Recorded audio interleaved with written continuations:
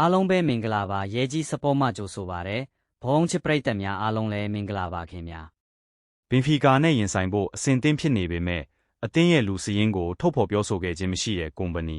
ဘိုင်ယန်မြူးနစ်နီးပြဘင်းစင်ကုမ္ပဏီကအသင်းဟာကလပ်ကမ္ဘာဖလားပြိုင်ပွဲအုပ်စုနောက်ဆုံးပွဲစဉ်မှာဘင်ဖီကာနဲ့ထိပ်တိုက်ရင်ဆိုင်ဖို့အဆင်သင့်ရှိနေကြောင်းပြောကြားခဲ့ပေမဲ့လူစည်းရင်းကိုတော့အတိပေးခဲ့ခြင်းမရှိပါဘူးဘိုင်ယန်မြူးနစ်ဟာပြီးခဲ့တဲ့ရာသီကချန်ပီယံလိပြိုင်ပွဲမှာလည်းဘင်ဖီကာနဲ့တွေ့ဆုံထားခဲ့လို့အဆိုပါပွဲစဉ်မှာတွေ့ကြုံတွေကိုယခုပွဲစဉ်မှာတုံးချသွားမယ်လို့ကုမ္ပဏီကဆိုပါတယ်ဘယ်ဂျီယန်သားနဲ့ပြကဘင်ဖီကာရဲ့အကြောင်းကိုကျွန်တော်တို့ကောင်းကောင်းသိပါတယ်အရေးသွေးမြင့်အသင်းတစ်သင်းဖြစ်ပြီးဂိုးသွင်းနိုင်တဲ့ကစားသမားတွေလည်းအများပြားပိုင်ဆိုင်ထားပါတယ်ကျွန်တော်တို့လိုအသင်းတွေနဲ့ကစားနေကြဖြစ်လို့ဘယ်လိုကစားရမလဲကောင်းကောင်းသိနေမှာပါ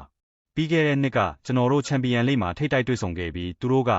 9-3နှစ်ကစားကွက်ကိုအသုံးပြုခဲ့ပါတယ်ဘိုကာထက်စရင်သူတို့ကကစားရဖို့ခက်မှတေးကြပါတယ်ဒီပွဲအတွက်ကျွန်တော်တို့ကောင်းကောင်းပြင်ဆင်ထားပါတယ်သူတို့တိုက်စစ်ကစားသည်ဖြစ်စေခံစစ်ကစားသည်ဖြစ်စေကျွန်တော်တို့အဲ့ဒီအတွက်ပြင်ဆင်ထားပါတယ်မနေ့ဖြန်ပွဲမှာအပူချိန်က4 ဝဒီဂရီလောက်မြင့်တက်နိုင်နေကြရလို့ဒါကပွဲအတွက်တိတာထင်ရှားတဲ့တက်ရောက်မှုဖြစ်လာနိုင်ပါတယ်ပြီးခဲ့တဲ့ရာသီဘင်ဖီကာနဲ့ကစားခဲ့တုန်းကကျွန်တော်တို့ကပိုကောင်းခဲ့ပါတယ်ဒါပေမဲ့ဒီပြိုင်ပွဲမှာစူဖလားရဖို့ဆိုရင်တော့ကစားသမားတွေအားလုံးကြန့်ခိုင်နေဖို့လိုပါတယ်ဒီလိုကြီးမားတဲ့ပြိုင်ပွဲမျိုးမှာအသေးစိတ်အချက်အလက်လေးတွေကပွဲရဲ့အဆုံးဖြတ်ဖြစ်သွားနိုင်ပါတယ်လို့ပြောကြားခဲ့ပါတယ်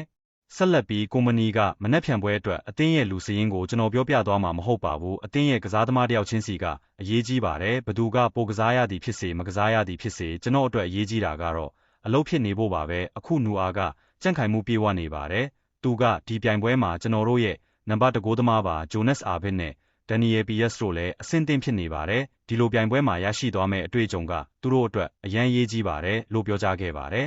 ကုမ္ပဏီဟာလက်ရှိဘင်ဖီကာနောက်ခံလူနီကိုလက်စ်အော်ရာမန်ဒီနဲ့မန်စီးတီးမှာတွဲဖက်ကစားခဲ့ပြီးယခုအခါမှာတော့ပြိုင်ဘက်တွေအဖြစ်ပြန်လည်ရင်ဆိုင်သွားရမှာဖြစ်ပါတယ်ကုမ္ပဏီကသူနဲ့ပြန်တွေ့ရမှာအရန်ကောင်းပါတယ်ကျွန်တော်တို့ပွဲစဉ်တွေအများကြီးအတူတူကစားခဲ့တာပါသူနဲ့အရန်ကောင်းရဲ့အမှတ်တရတွေလည်းရှိခဲ့ပါတယ်လို့ပြောကြားခဲ့ပါတယ်